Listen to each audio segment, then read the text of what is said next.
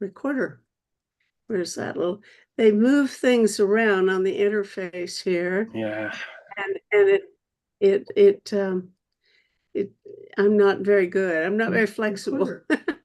Okay, they move things around on the interface here. Yeah. Hold on. It's playing me, but where'd it go? I'm not very good. I'm not very flexible. Recording. Okay. They move things around on the interface here. Yeah. All right, here we go. It's playing me, but where'd it go? All right, now I've shut myself up. That's good. All right, I think we're about live, aren't we? I think so, yeah. Okay, shall we go? Yep. Hi, I'm Meta Spencer.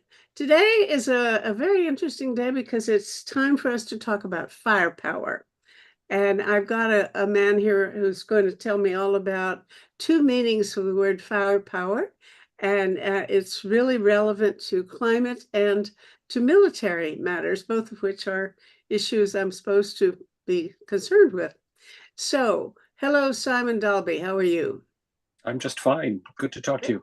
Yes. All right. Now, Simon Dalby is not here. I shouldn't mislead you. He's on a Gulf island in British Columbia. He is a professor emeritus at Wilfrid Laurier University in Waterloo, Ontario. And he taught there at the Balsillie School of International Affairs and worked at the Center for International Governance Innovation, CIGI, we call it.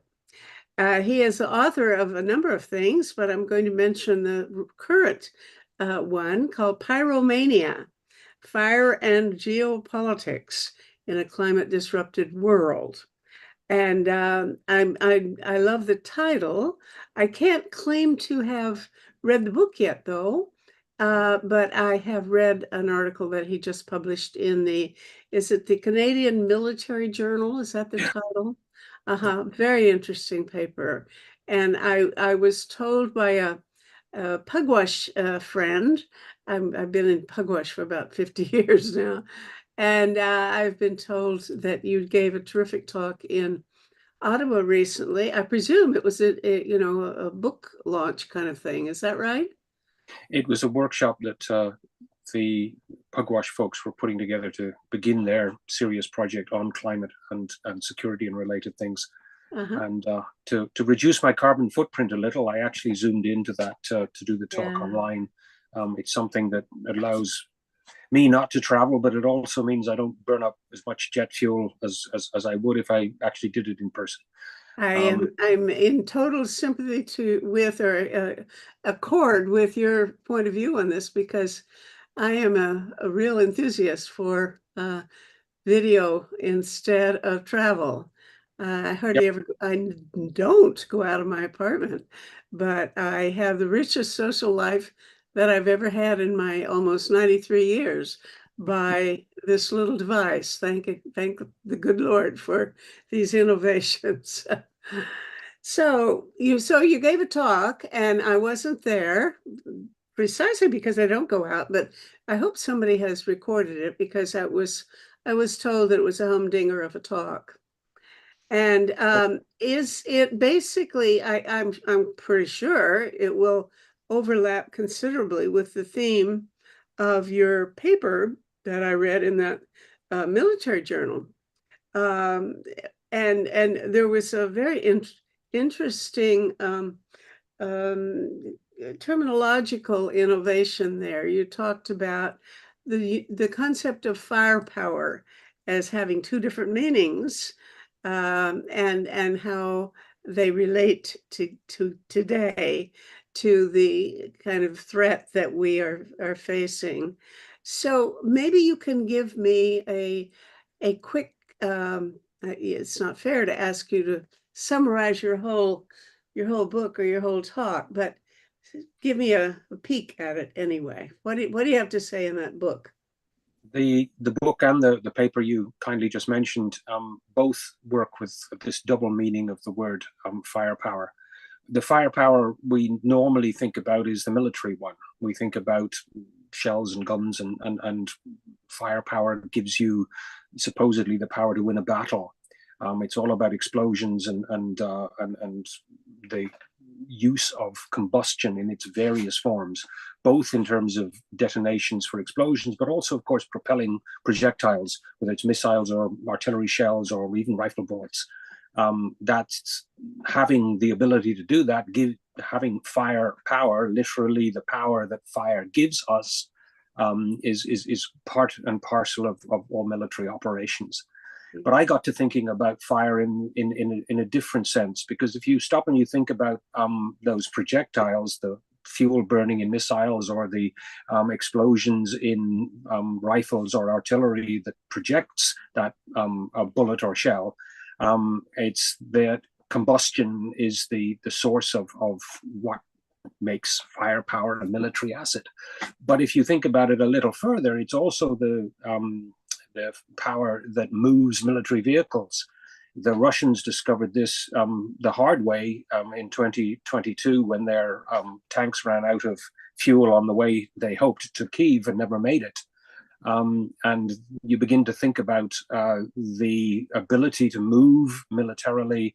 It comes back to combustion, whether it's in jet engines or diesels or gasoline engines.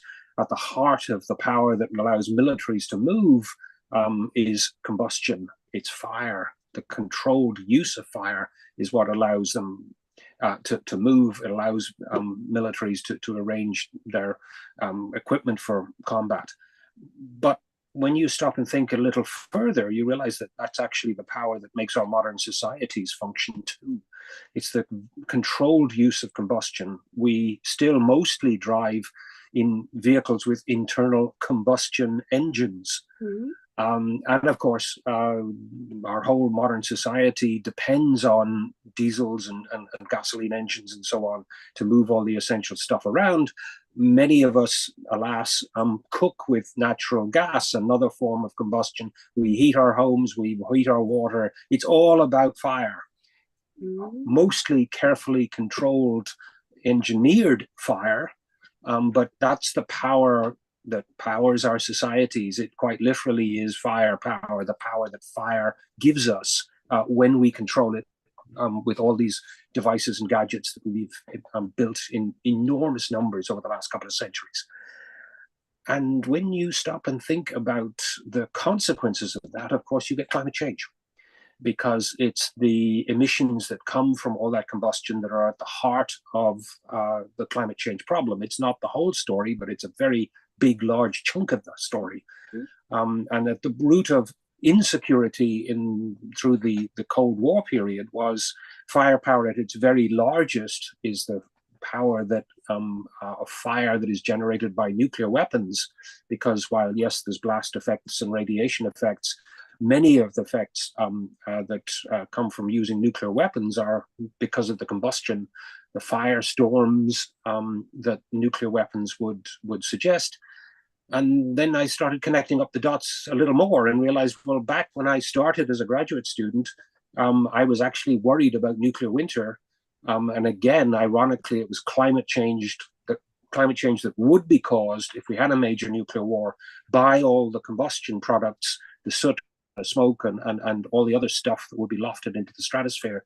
That was what people were worried back in the 80s would aggravate dramatically the already huge consequences if there was a nuclear war between the Soviets and the Americans.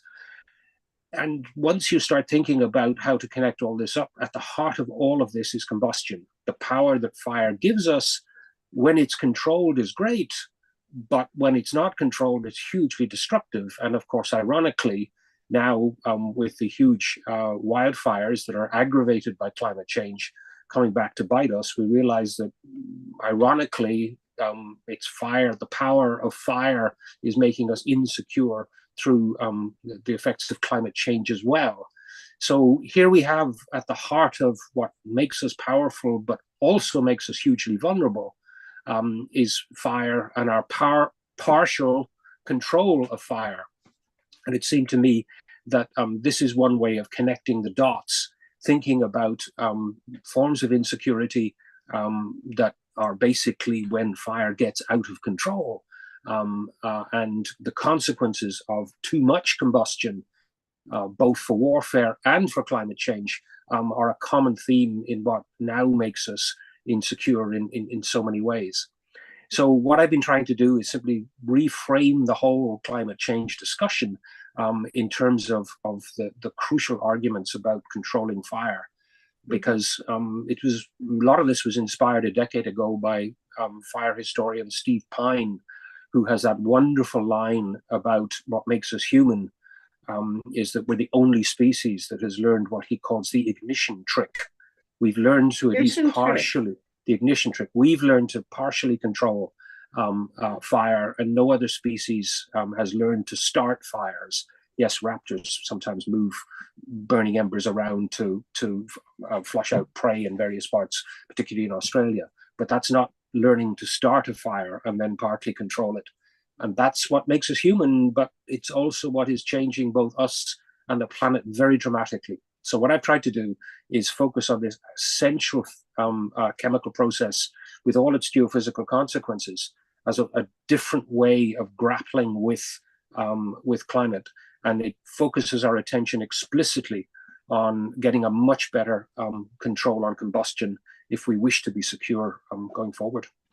Well, I love the fact that you tie the whole thing up inside the ambivalent meanings of security, because of course fire has always been both a source of security. It keeps us warm and cooks our food and makes it possible for us to survive in caves or wherever.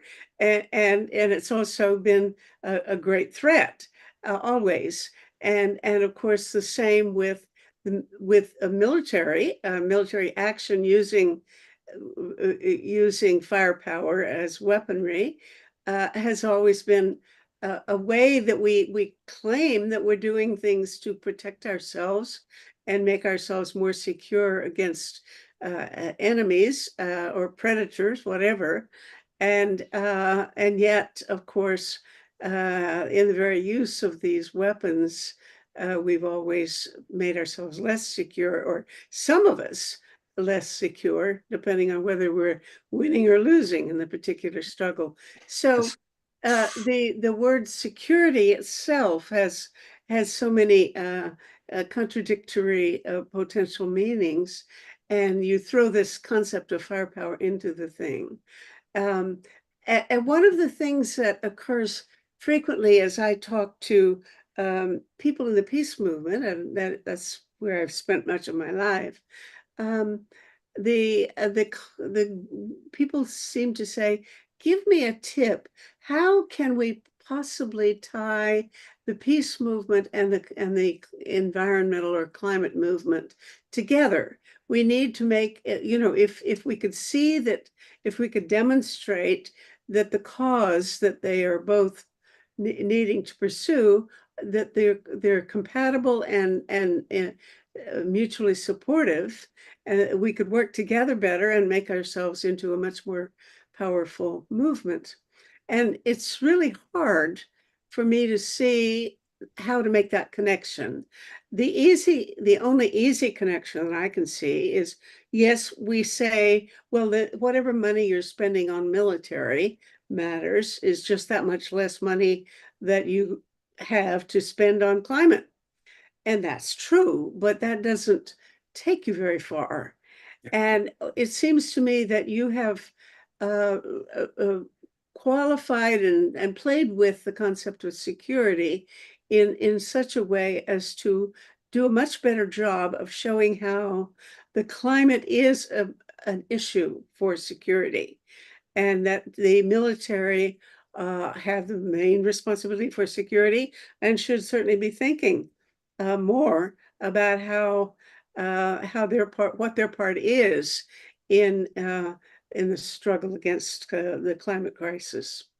So I hope you'll expand on that, because I think I have friends who are going to be very eager to hear your thoughts on that. There's a number of ways you expand on that. I mean, yes, the military in many parts of the world has been taking this much more seriously than frankly lots of civilian agencies, in part simply because when disaster strikes and civilian capabilities are overwhelmed, you call in the military. Mhm. The Canadian military operates sort of aid to the civil power kind of operations under the code name of Operation Lentus. And in recent years, Lentus has been operationalized repeatedly, much more so in the last few years than it was in earlier times. Excuse me, but And that's a new word for me. it, it Is it an acronym or what? Lentos? it's just a military code word. They always assign a code word to particular kinds of operations, and this is the overarching one for the Canadian military is Operation Lentus. I have no idea where the term Lentus came from, but that's what they use. Okay. And the if you watch some of the Canadian military websites, you will notice that there's repeated use of this term in recent years because they've been doing flood evacuations and trying to aid with fighting fires over the last few years at a much more frequent and bigger scale than they were in earlier years. And because of that, of course, they are going, wait a minute, this climate thing matters because it's changing how we do our operations. Mhm. And I mean, it's quite fascinating to talk to some of the military folks who've been involved in emergencies, particularly out where I am in British Columbia. The big fire up near Prince George last summer, when the military were heading for Kelowna, which is where they'd been asked to deploy to help. When they got there, the civilian authorities in British Columbia said, "Look, we have got nobody left. We're so busy fighting the fire here. We've nobody left to go and deal with that big one up in Prince George. Can you go up there and see if you can help?" And basically, they turned their convoy around and drove north for 12 hours to Prince George because there was simply no civilian assets left. And they spent much of their time trying to coordinate evacuations and provide a communications relay there and do all that kind of stuff. Useful stuff. Thank goodness we have the ability to do some of this. But that isn't the prime mission for the military. It's supposed to be defense. And they're in fact being dramatically distracted repeatedly to go do other things, evacuate people, even provide water in emergencies in the Arctic in some cases. And so the American military has been all over this because they have over the last 15 years had repeated deployments to deal with disasters, and so they're starting to think much more seriously about this. But the crucial point is, well, actually, is this what militaries should be doing at all? We are simply not prepared to deal with climate change disasters on anything like the scale that we need to be. And as a result, of course, we have to call in the military to try and help, which is a damning indictment of the failure of civilian authorities to actually face up to the emergency that we're now dealing with. But beyond that, what else might we do in terms of linking military actions up with the climate crisis? One of the suggestions that has appeared in a number of places recently is arguing that the Paris Agreement idea about dealing with climate change isn't grappling with crucial aspects of the issue. If you go back and you look at the Paris Agreement from 2015, which was the big one that everybody finally signed on to, it doesn't mention fossil fuels. I know. It's all about also, emissions. Also, this is a side issue in a way, but it also none of these documents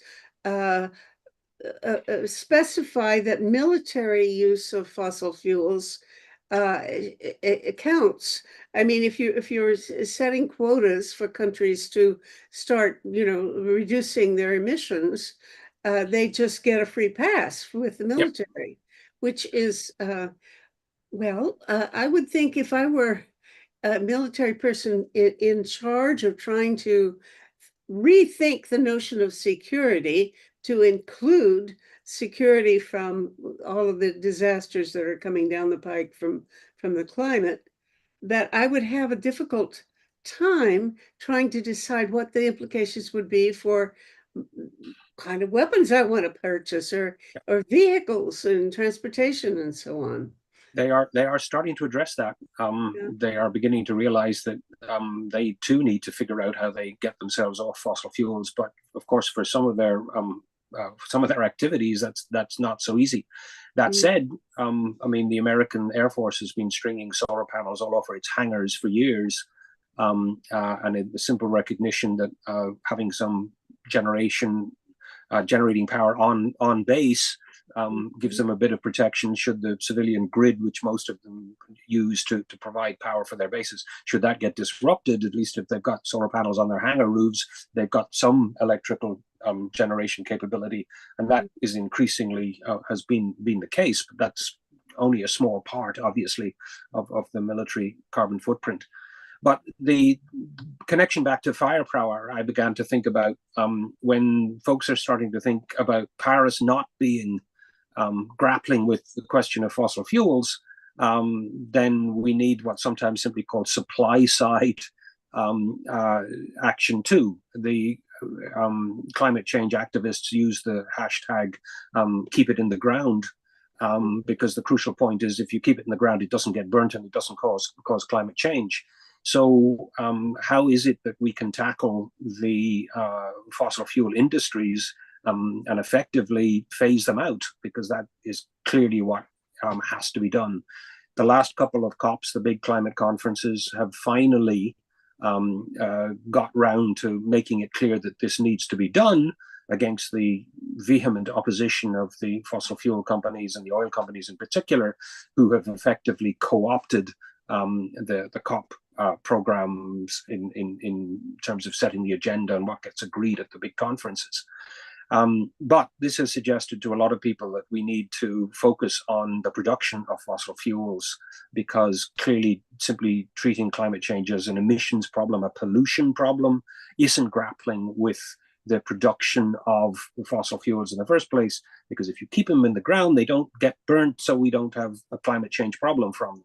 The parallel there is quite direct, insofar as the whole arms control community through the period of the Cold War in particular was saying, well, if you don't make nuclear weapons, you don't have to worry about the consequences of nuclear war.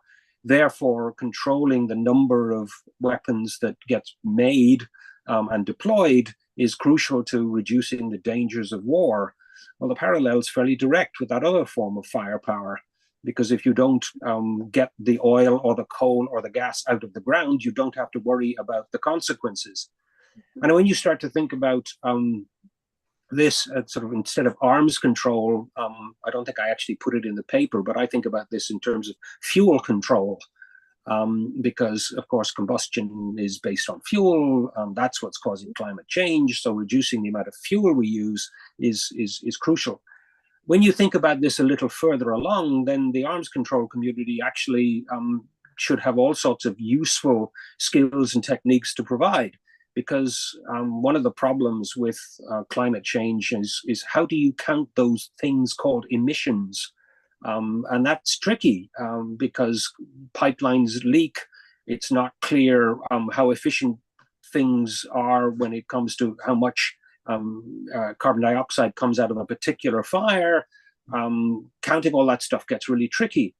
But it's a whole lot easier to count tankers and pipelines and refineries and coal mines. You can monitor that in similar sort of ways to the ways that these things were counted and monitored in the nuclear arms treaties of the 80s and the 90s.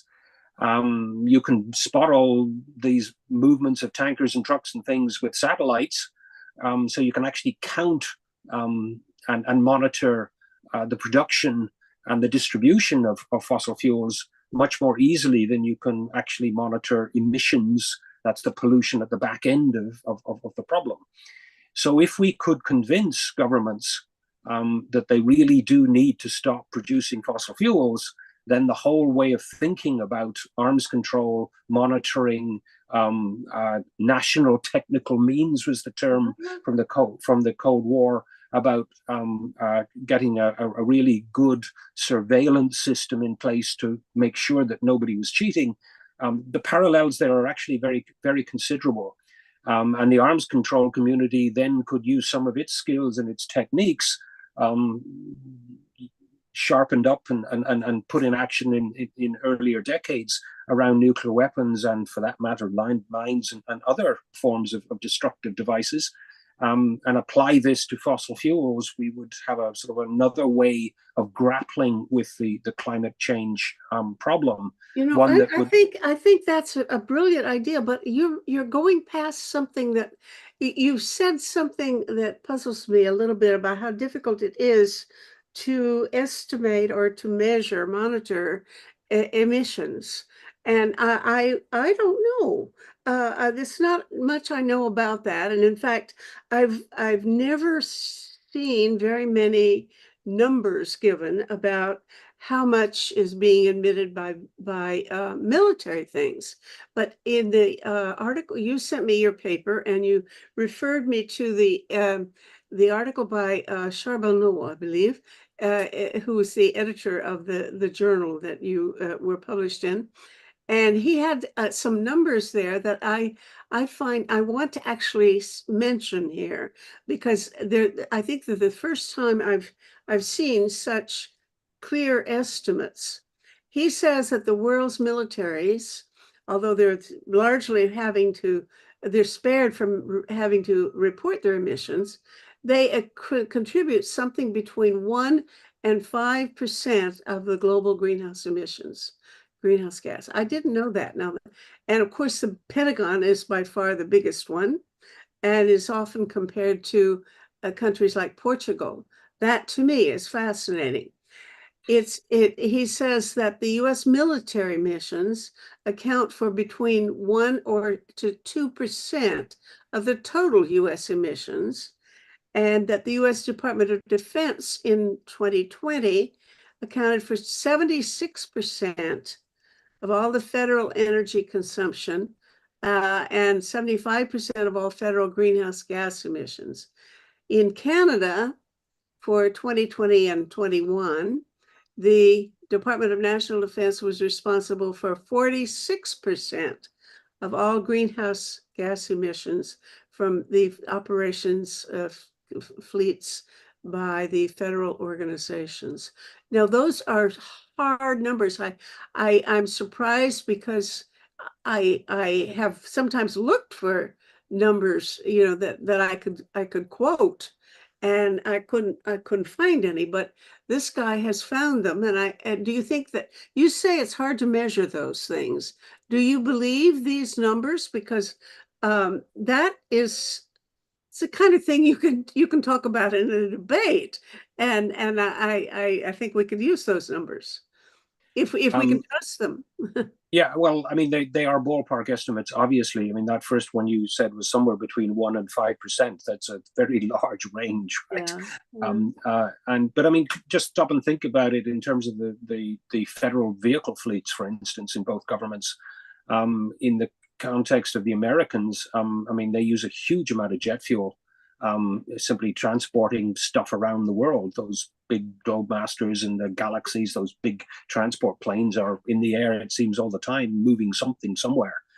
And when you stop and think about the sheer amount of fuel involved moving big heavy tanks and big heavy military equipment, inevitably it's going to burn up a lot of fuel. That's just unavoidable. Or even moving the fuel itself is a very, very inefficient thing to do. Yeah. I mean, some estimates suggest that not just the military, but the whole fossil fuel system, maybe something like 40% of the total amount of transport in terms of ships and trucks and things is actually directly or indirectly related to simply moving fuel around.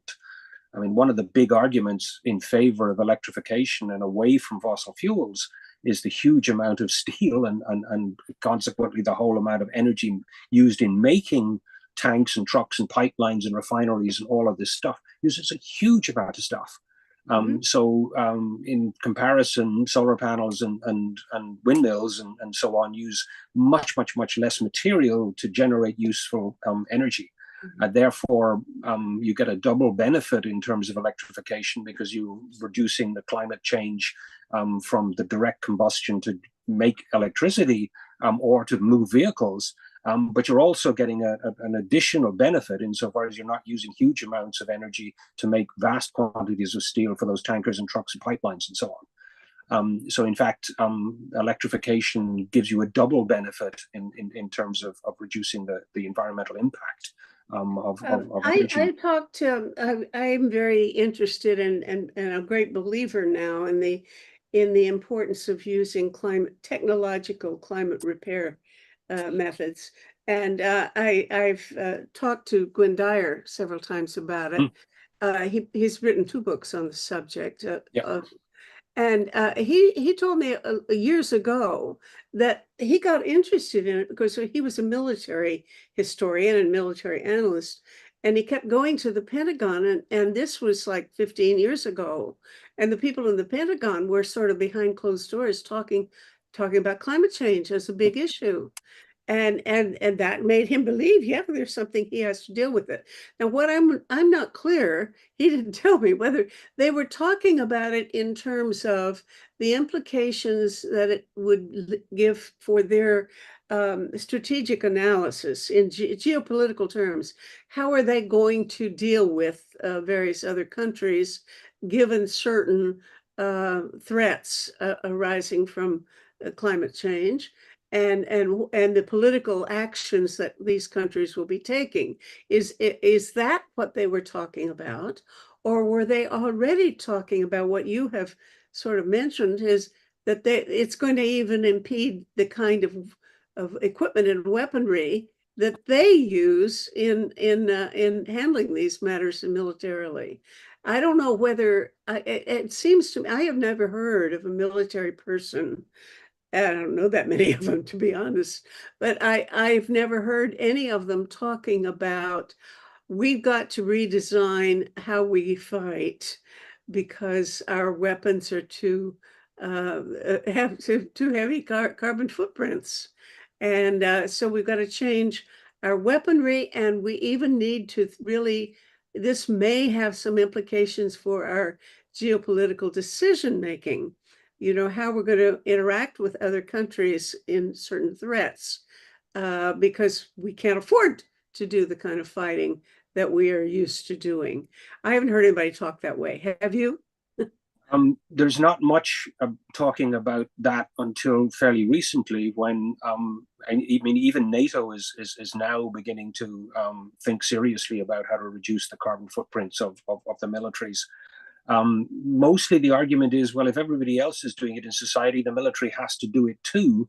And certainly younger generations of soldiers are far more climate savvy than the senior commanders. And they are looking at, well, what are we doing? Are we actually making matters worse? Supposedly providing security, but if we're wrecking the climate and how we provide security, well, this doesn't make much sense. So there's certainly that conversation has increasingly been happening within the military. On the other hand, the pushback is, well, in a war, survival of your troops and killing the enemy has to be the priority, and all this green stuff is all well and good, but it's got to be done in a way that doesn't reduce our combat effectiveness. So that's basically the debate within the military. Back to Gwynne Dyer, your point about him, of course, he got interested in this 15 years ago, and his first book on it was Climate Wars, because he actually was looking at some of the scenarios that the Pentagon was thinking about, because they stop and think about future wars. Because if you're thinking about what war you might be fighting in 15 years' time, you need to plan the equipment and the training and the doctrines and all the rest of it so that you're ready. And that's got a very long lead time. So the Pentagon does this kind of long-term scenario thinking. What kind of weapons do we need to buy for what kind of wars are we going to have 15 years out? Mm-hmm. This is part and parcel of any serious military planning. They frequently get it disastrously wrong, of course, but nonetheless, you need a plan, so you've got to think about these things. And indeed, that's sort of where he got involved in that initial conversation, because the discussion back then, going back 20 years now, really was what kind of future are we living in, and where might we have conflict as a result of climate change. So there's this huge discussion that I've been involved in now for longer than I care to remember, about will environmental change actually cause conflict. And this goes back to the early 90s. Thomas Homer Dixon was, of course, a crucial part, and Tad and I have been involved in a desultory conversation about this for 3.5 decades now.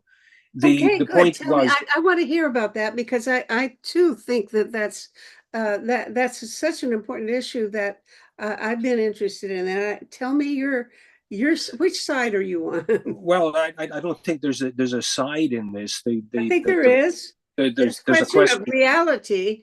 Are people moving, or do people move much as a result of climate problems? Or do they become migrants? And Doug Saunders told me, I don't know whether he's published this, but he told me that he's been studying migration, and he doesn't think that climate change is really going to be a major source of migration, because most poor people can't afford to move. The people who can go are the people, well-to-do people, and not that many of them. So he thinks that it's bad news, in the sense that we aren't we won't even have the terrible dangers that we thought we might encounter because of the migration of all these climate refugees. They'll just sit there and die. I mean, he didn't quite use that language, but that seems to me the implication. They can't leave. Now, what do you think? In many cases, that is the case. I mean, you're absolutely right. It's the affluent who can afford to move. The really poor, basically, if they can walk or swim, then their migration patterns are dramatically limited. If you can afford an airplane ticket and go across the world, it's a whole different story. But the really marginal poor people, in particular across the global south, simply don't have those options in many cases. The bigger debate was, well, does environmental change cause conflict? And the answer is a little unclear, because it really depends on context. I think that it's probably fair to say that after 3 decades of looking at this, the answer is if the governments fail to provide for their population, if elites siphon off aid that is supposedly going to the poor and marginal, it generates resentment, which might cause conflict. In many cases across the global south, the wars of the 90s and the noughties, as we sometimes call them, were often about access to resources, because really, in situations of extreme scarcity, you get famine, not war, insofar as people that are really hungry are looking for food far more than trying to organize military operations. The complexity of that, of course, is huge, and trying to tease out common factors that apply across the board has proved to be very difficult. And that, of course, is one of the things that Homer Dixon's work back in the 90s. Mm-hmm. Yeah, I remember talking with Tad Homer Dixon about that, and at the time I didn't think his case was as strong as, I mean, he was really arguing that is a major thing to look forward to handling, that the conflicts are going to be largely environmentally caused. And I don't know. But I mean, I tend to look at it the other way around, because insofar as there's insecurity from climate, it's not about poor people in the global south fighting. It's about us, and our consumption of vast quantities of fossil fuels is actually disrupting agriculture across the global south, as well as in other places. So we've got the causality backwards on this. If we're serious about climate and security, it's the consumption of fossil fuels that's the issue, and that needs to be addressed. Worrying about some of the disruptions caused in the global south as a security threat to us is much less important than recognizing that we have to deal with the fossil fuel question. And it's us in the global north that are predominantly using fossil fuels, or historically have. the issue now for across the global south, of course, is their development strategies have to be in ways that don't use fossil fuels. We need to get solar panels and windmills and whatever to the big cities of the global south as fast as possible. And given how cheap solar panels have become, that's now becoming possible in a way even 15 years ago it was hard to consider. In terms of the question of what it is that might cause conflict, it's worth also emphasizing that the folks in the global south that are suffering some of the worst consequences of climate change don't have a military option. They can't launch missiles at the tar sands in Alberta to stop production there. And likewise, it's difficult to close down oil wells in the Middle East if you happen to be a Bangladeshi peasant whose farm's getting flooded out by rising sea levels. You've got to stop and think very carefully about these kinds of situations. And of course, that's what Gwynne Dyer was beginning to pick up from the military 15 years ago. But he was also picking up the thing that is now increasingly part of the discussion. And that is, well, given the fact that we've got climate change kicking in, are there technical fixes, so-called geoengineering, that can be brought on stream to cool the planet, to deal with the worst symptoms of this? And of course, the one that everybody loves to hate is the idea of putting sulfur dioxide droplets into the stratosphere, the so-called solar radiation management, or stratospheric aerosol injection. Isn't not these wonderful bits of jargon? Yes. The point being to basically generate a sunshade in the upper atmosphere to cool things off. And of course, the dangers of that are what worries many of us, insofar as the unpredictable effects may cause climate meteorological disruptions. The big panic about this for a long time has been, well, what happens if it disrupts the Asian monsoon, because those monsoon rains feed at least half of the population of the planet. Rice and so on in Asia. If the rains don't come, then we've got a massive humanitarian disaster of extraordinary proportions on our hands. If we start doing it and we don't reduce dramatically fossil fuel use and find ways to suck some of the carbon out of the atmosphere, then we have to go on doing this forever, effectively. Or if it was to suddenly stop, we would have another piece of jargon, a termination shock, where the planet would suddenly dramatically heat if the sunshade is removed. Now, the technical details of this are a little more complicated, but that's basically what the fears have been. The nightmare scenario for many people, of course, was, well, the American military would decide to do this unilaterally. So that solar geoengineering would be weaponized, to use the jargon. The American military would decide to do it, and that might or might not work. How would it be weaponized? I mean, it might be. Well, hold on, just let me explain that, because the crucial point is that if the Americans decided to do it, and it caused disruptions to the monsoon or to some other climate system, other governments might claim that this was being deliberately done by the Americans to assert their dominance and to cause other societies pain and suffering, so that they wouldn't resist American efforts at controlling the world. Hence, it would be seen as a form of weaponization by American antagonists around the world. So that's what's been the real concern. Maybe some other military would do it, but the initial concern was that the Americans, having the technological capabilities of doing this, being the most affluent country on Earth, might be the first to do it. But the fear also is that this would then allow the Americans to go on doing their fossil fuel use, because they've got rich and powerful. Moral hazard argument. We've got moral hazard arguments there too. Yeah. So all of this gets all tangled up in intriguing and fascinating, but macabre and horrifying debates. Mhm. All Well, of look, which goes. I'm very frequently involved in this because I've spent the last year, the most of the forums that I've been producing have been about geoengineering in one form or another, whether we call it that or not. So I've been talking to these guys, and I would say that SAI, this sulfur in the stratosphere notion, is probably the least likely of any to be implemented anytime soon. In fact, nothing is likely to be implemented anytime soon because they couldn't do it if they wanted to.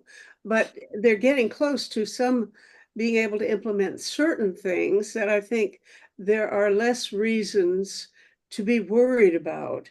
Oh, well, I shouldn't take a position about because I think really what we need is just a whole lot more research, and the people doing the research are the ones who say, yes, we need more modeling, and we need even more modeling way before we do any on the ground pilot studies. But I think that I think the people that I know who most approve of this, I'm thinking, for example, I had a conversation with Hugh Hunt at Cambridge, because the people at Cambridge, University of Cambridge, are promoting it, if you might say. And his angle is you learn by doing.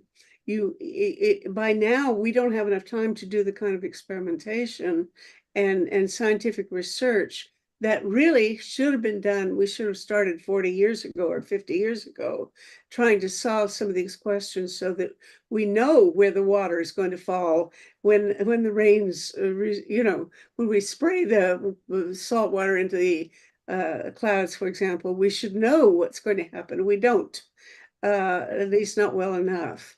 But he says it's too late now to do all that experimentation, but just start off small, do it a little bit, and gradually work your way up. And then if you're going to have a bad problem, it will eventually show up, and that's when you know you've learned something from it.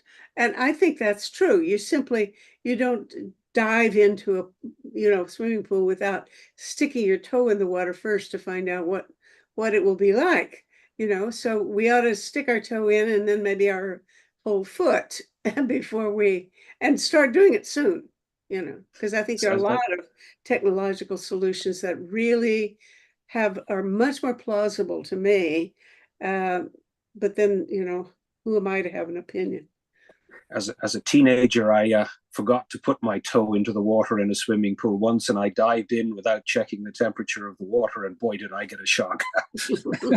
It was way too cold. I made it to the other side of the pool and dragged myself out, and that was the end of the swim for that day. So yes, your metaphor works very nicely.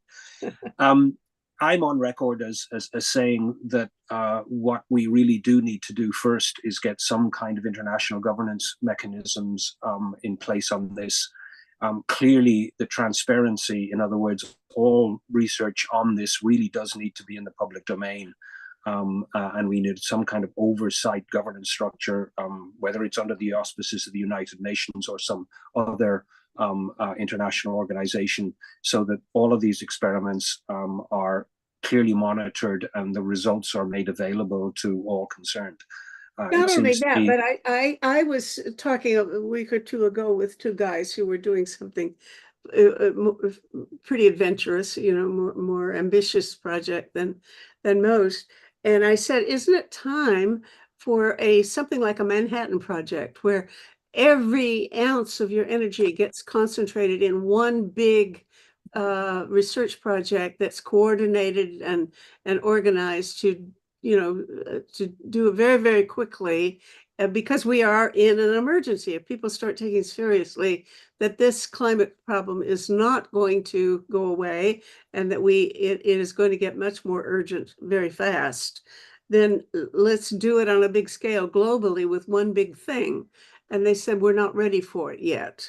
Both of them agreed that going about it the way they're doing now, just having individual research projects think up their own research designs, that at the moment is more promising than one big coordinated so-called Manhattan Project. I don't know. Have you talked to anybody who Yeah. had a different point of view about that? The crucial point here is that having multiple different researchers working on different angles of this will probably generate stuff that we as yet haven't anticipated. Mhm. If we decide we've got a technical fix and do one big centralized project, we may miss all sorts of technical fixes we haven't thought about. And at this stage, I think the old line about letting 1,000 flowers bloom is what we need to do. But please don't get distracted from the much more important point. What we have to do as a priority is reduce the use of fossil fuels. Absolutely. None of these techniques are really going to be helpful unless we grapple with the cause at the heart of this whole thing, which is the use of fossil fuels. Rapidly moving our economies off fossil fuels has to be priority number one. And if we lose track of that, then we're in danger of simply perpetuating the problems that are caused by, yes, the use of fossil fuels. So I think I heartily agree with you, but Yeah. that is the bigger problem. You know, how you've got to, if you want to have some sort of global governance that that authorizes and monitors and looks after the safety of these things, you've got to start with a change in public opinion. People need to actually Well, get concerned more than they are. And I spend my time trying to make people more aware of the dangers. And it's pretty discouraging, you know. I mean, you must know this same feeling. It's not happening fast enough. What kind of of proposal might have more influence quicker? Well, my general sense of this is to go back to borrow a slogan from, of all people, Ronald Reagan. Most people think about Ronald Reagan as an actor and then as a president with a bit of governor experience in between. They forget the half a dozen years that he's spent between being an actor and a California politician when he was a pitchman for General Electric and Westinghouse and a few other of the big electric companies. They were pushing all sorts of gizmos and gadgets in for the kitchen and the house under the slogan of "Live Better Electrically." If you go and Google videos and do Ronald Reagan and look at that slogan, some of those old commercials from the 50s are fascinating. But the slogan is right. We have to think seriously about living better electrically, so we're not using fossil fuels to power much of what we're doing. The cleaning up the pollution from fossil fuels will improve health outcomes in numerous parts of the world. Immediately and fairly directly, not just the cities in Europe, which have banned cars, some of them for decades now. The air quality is better, the health, the whole culture of those cities is much better.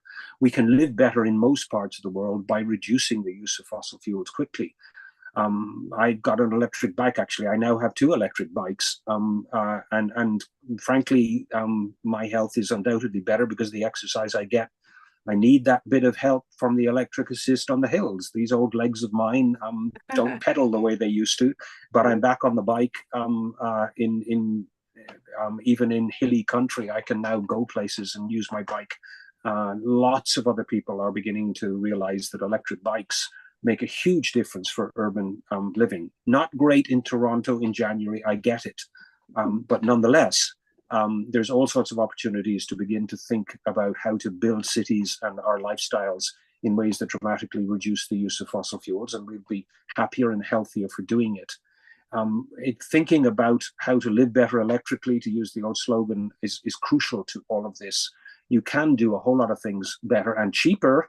Once the solar power panels are on your roof and begin to cut your hydro bills dramatically, this helps. In terms of the climate, but it also helps in terms of your monthly paychecks and how far they go too. There's all sorts of practical, simple things that make our life better if we don't rely so much on fossil fuels.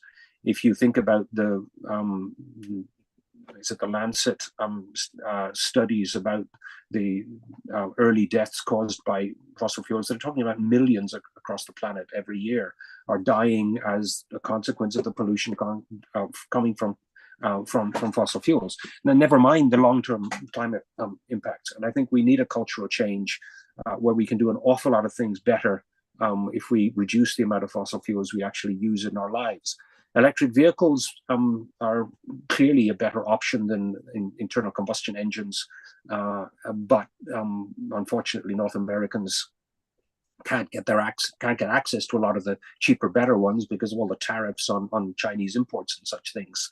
The North American market has gone for the luxury and the Teslas, and it's been very slow to build vehicles at the bottom end of the market, where the Chinese in particular have been building cheap, reliable electric vehicles that are a tiny fraction of what is available here. More importantly, of course, is electrifying buses and trucks and getting those big diesel engines out of the system. All of that stuff can now be done because battery prices are coming down, solar panels are getting much cheaper. We need to concentrate on building better and doing so quickly, because we get immediate economic and health benefits as well as long-term climate benefits. And putting those things all together is what public policy really needs to focus on now. Getting that stuff right, then the debates about geoengineering and all the rest of it become less important, because we're focusing on getting ourselves off fossil fuels, controlling firepower, which is the dangerous aspects of it, far more effectively. That's where we need to focus our attention. And the slogan from Reagan works perfectly: live better electrically. And I think that's the kind of positive message that also ties into the discussions of things like Green New Deal, where you're actually making jobs, installing solar panels and retrofitting buildings, which is dealing with unemployment issues, and training up the trades, young people that want to earn a decent living, getting them electrician qualifications and electrical engineering degrees and that kind of stuff makes very good sense now, so that we can transfer our allegiance from fossil fuels to the new, much better, cleaner technologies which are fast becoming available. That's the challenge on the one hand. The other hand is trying to get a handle on fossil fuel production. And that's, of course, where the whole ideas about non-proliferation treaties, not expanding fossil fuel production, link up back with our discussion about security and the security sector and the arms control community. Okay, I'm much more inclined to see promise in this attempt to change the structure of geopolitical realities than in persuading my neighbors to use a different kind of vehicles or anything else. Change our lifestyles. I'm not inclined to go around turning light bulbs off as much as I should. Yeah, because I think really the way you mentioned this non-proliferation treaty that's what I'd like to see us focus on, is getting some action at the international level, agreements to intensify our efforts to, for example, reduce the financial benefits given to fossil fuel industries. That seems to me to be quicker route than trying to persuade my friends to change their lifestyle. Well, yeah, but you can improve your lifestyle, and in the process, you reduce the profits to the fossil fuel companies because you're not buying fossil fuels. I mean, that's a crucial part of it. Yeah, let's go back to just one more connection here, because the thing that I think is really important about the fossil fuels and our vulnerabilities and insecurities. If you stop and think about what happened in Europe 2 years ago when the Russians invaded Ukraine. There was a huge panic about fossil fuels, and particularly about gas supplies coming from Russia. there was a massive rush to build new infrastructure to produce more imports for Europe. But if you stop and think about this, the vulnerabilities are all built into the dependence on fossil fuels. In the European case, if they had bit the bullet on this and moved faster on electrification, rather than that, just simply providing more natural gas, then they would not be dependent on imports from other parts of the world. They could work very quickly on cheaper electrical stoves and heat pumps and all the rest of it, in a ways that once they're installed, you're not dependent on fuel supplies from the other end of the world. You're not dependent on fluctuating prices for fuel. This is the point that the Brits should have learned over the last couple of winters, where prices were for electricity and for gas and oil fluctuated all over the place because of uncertainty about markets and imports. Get yourself off this. You've got better financial security, you've got better health outcomes, and you've got better climate consequences. If you can then, introduce the mechanisms you were just talking about trying to improve the geopolitical situation, well, if you're not dependent on fossil fuels, it gets a whole lot easier. Because you're not sending expeditions into obscure places to ensure that the fuel continues to flow. And if the Houthis decide to send a few missiles at ships in the Red Sea, well, if they're not carrying fuel, you're not dependent on that kind of disruption to your fuel supplies, because the sun and the wind is what's generating your electricity. Yes, you need to have a supply of spare parts, and you need to have those trained electricians to fix the solar panels if it lands on one and breaks one. But if one's broken and you've got 15 on your roof, you've still got 14 working. There's all sorts of flexibilities and improvements built into the new technologies. And that's the other side of the coin, because security is improved if you're no longer dependent on fossil fuels, sort of 3 times over, in terms of the supply of fuels isn't an issue.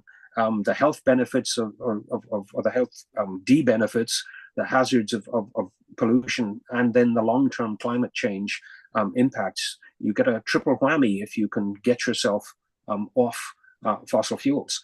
And that's the crux of our new thinking about security, is to recognize just how vulnerable the power that has traditionally allowed us to become affluent is now coming back to bite us. And we can actually do a whole lot better if we get off our dependence on firepower.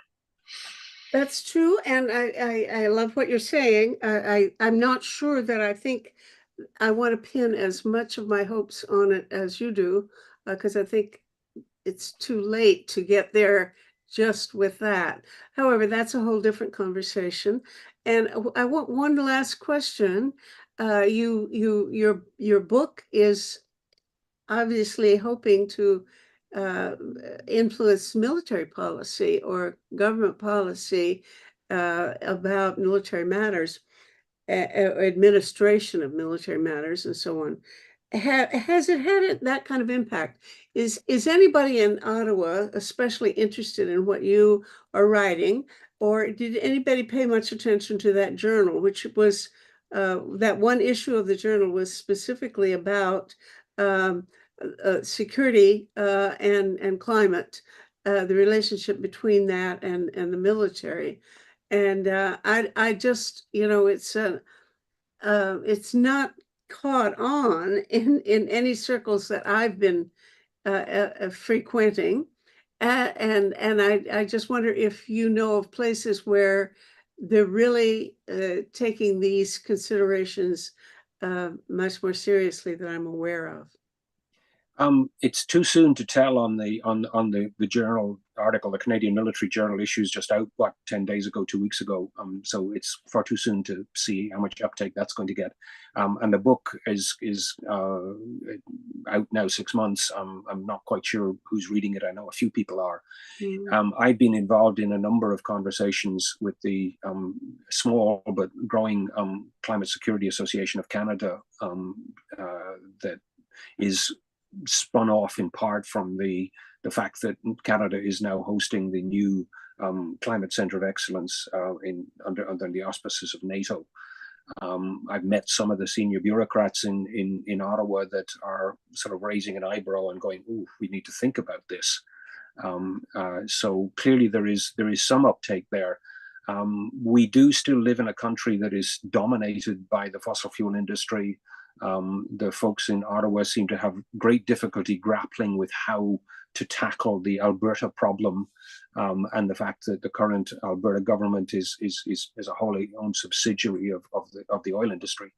Good old-fashioned political power matters here, and to a very substantial extent, unfortunately, this country is still a petro-state. The focus on emissions is good, and the climate change initiatives, both from the feds and various provincial governments, are beginning to tackle our consumption end of this. What Canada has not done, and this is what we really do need to bite the bullet on, is dealt with our problem with production, because we are producing fossil fuels. Stephen Harper, remember him when he was Prime Minister, seemed to think this was a point of pride, that we were an energy superpower. As far as I'm concerned, it should, in present circumstances, be a matter of shame. Yes. The fact that in the context of climate change, we have an economic model that still depends on digging this stuff up, with huge damage done to the Alberta environment, massive emissions as a result of processing this stuff. Should be a matter of great shame for all Canadians, because we should have moved past this a generation ago, and we should certainly not be continuing to advocate the use of fossil fuels. One of the things that everybody in Canada needs to do is get very clear about the fact that we need to shift our language and our mode of thinking about this. There's endless talk about the energy sector when people actually really mean the fuel sector. And I think we need to be very clear that we have to divorce our energy from the use of fuel, because that's at the heart of the problem. That's the whole point about combustion. So we need to think very, very carefully in Canadian terms about shifting our language and making that distinction. Well, you're right 100%. I agree with you completely, and I'm very glad to have had this opportunity to talk about it. So good luck with the book and with your effort to light fires under people. And we will perhaps have another conversation another time, if I may. Everybody should go out and buy his book, Pyromania. This is Simon Dalby's book. Who's the publisher? It's published by a little outfit called Agenda in Newcastle in England. It's available online easily in Canada, but there are some distribution problems with bookstores. So please do order it online, because that seems to be working, whereas actually going to a bookstore and asking them to get it is proving to be difficult because of the distribution issues. Well, maybe the millions of people watching this are now all going to rush out and buy your book. I hope so. We hope. Good luck. Thank you very much. I've enjoyed Thanks, Meta. it so much. Good to talk to you. Appreciate it. Okay. Okay. Bye.